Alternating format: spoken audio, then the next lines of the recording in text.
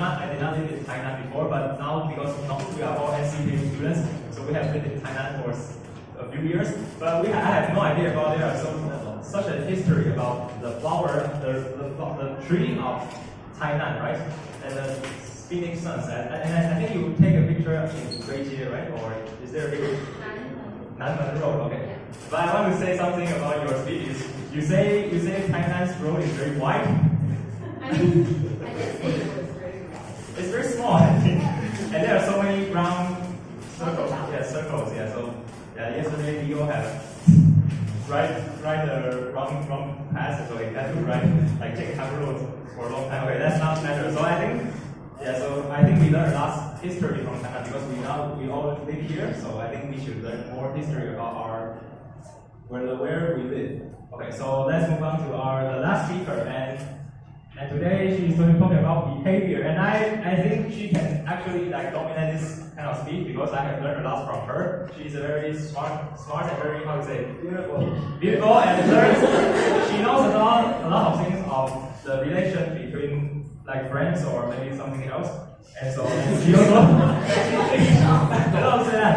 and so she is studying university, so she is she knows how she has a lot of things, and she knows how to interact with people. Yes, so let's give us our microphone to the last speaker, Heidi.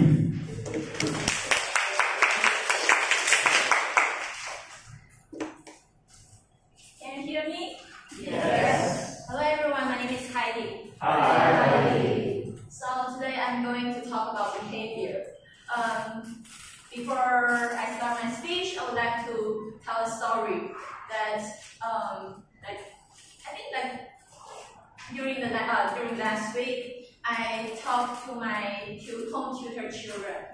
He's 5 years old, a very cute child, and then I taught him something I did that is very stupid and awkward to the child, and then after telling it, the child, his name is Justin, and then Justin just said one sentence. He says, "Heidi, you are so stupid." Heidi, you're fun. When you hear about it, if you are not really familiar with these children, maybe the first thought which came to your mind is, "Oh, you this no manners brat, dinosaur brat." Yeah, you will be like. Because of this behavior, you will think, oh, he has this kind of personalities. You have tags, you have stigma of this person. So, but anyway, however, because since I know a lot about this child, I know he's a very cute child, and then he learned a lot from me, and I always can change and educate his behavior. So I know he's not that kind of dinosaur brat. So. After this very little event, I just came up with this idea that,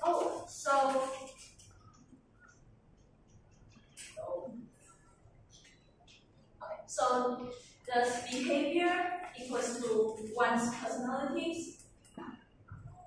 Do you guys think yes or no? Yes. Yes. Okay. No. Okay, thank you. What about others? Okay, so when this first came out to my mind, so let's discover when you first met one people. First of all, one's appearance and his or her behavior will lead to first impression. Agree with it, right?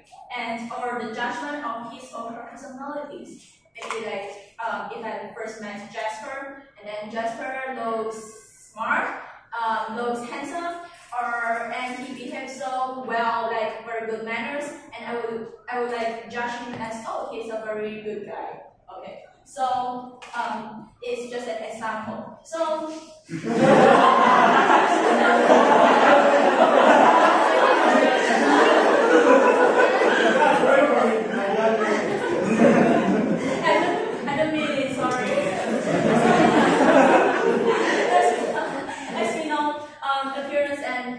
Behavior are the two main elements which leads to the first impression. But today we are not going to focus on the appearance. We are going to focus on the behavior. So behavior. When someone's what does it mean by behavior? It's like what does someone react or act something or did something, right? So actually, when someone did something, it doesn't mean that there's not an answer of right or wrong on his reaction, like on his action. It often connected with the context. That's why how to say, like, depends on the context. We can know whether his or her behavior is appropriate or not. After that, only we can lead to the emotions of the observer.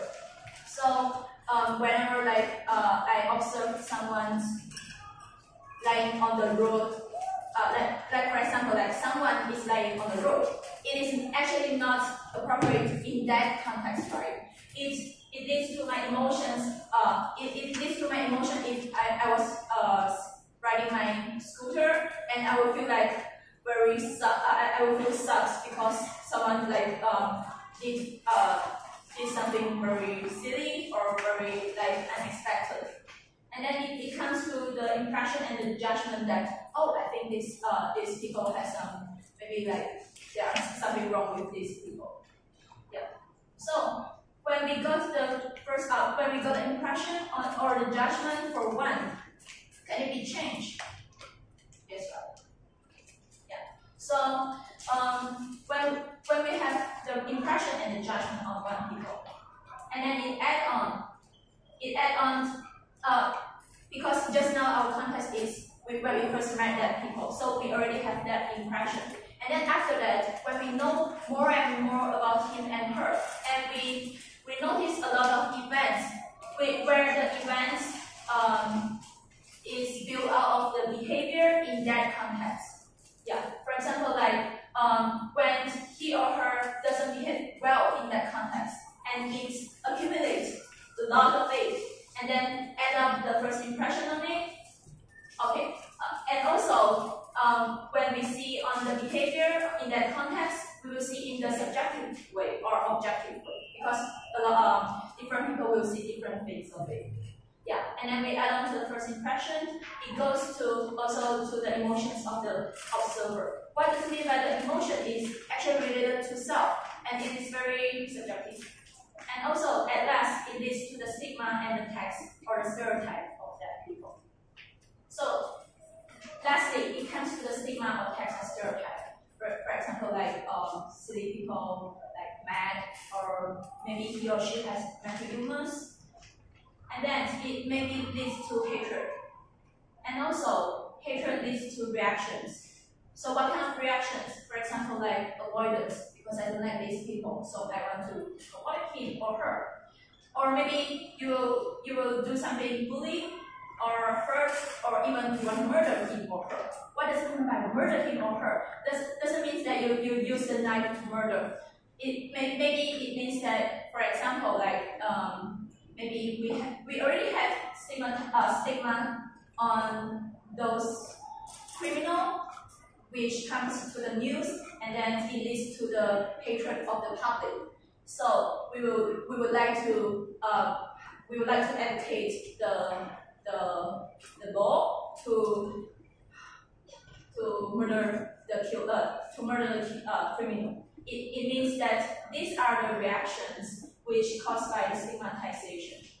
So after knowing this, we actually know behavior plays a very important part of this whole chain. So what actually causes behavior? Does it really just equal to the personalities? It actually affected by one's moral value or the other values, or also subconscious. Maybe I did this, but I don't know why I did this. Maybe it is because of my subconscious. And also during the context, because everyone did it, so I want to do it. Or someone forced me to do it, so I want to do it. But it doesn't according to my intent. And also impulse control. For example, today I'm so angry, and I have some impulse that I want to hit someone. But my impulse control stopped me from doing that. And also context. Right? No, the context is actually personalities. I didn't change, sorry. So, and also personalities. So personalities is also one of the factors which cause behavior. And lastly, also mood. Like maybe today, something, the same thing happened today, and today I feel happy, so I didn't do that behavior. But in another day, I feel so bad, so I want to hit someone, person. Okay, so after knowing this, back to this question: does behavior really equals to personalities? It may be yes, but personalities is just one of the factors which lead to behavior. And lastly, the purpose of this speech is just to let you guys know behavior doesn't mean everything. Like we actually don't have to. We shouldn't judge people by all his or her behavior. Not really all, but like just one single behavior he or she has done. And also, the main purpose is also to raise the awareness of self and the of ourselves to our own self and the others. That actually, what brings the impression to us is actually caused by the whole chain which I have introduced. Okay, here comes to the end of my speech. Thank you.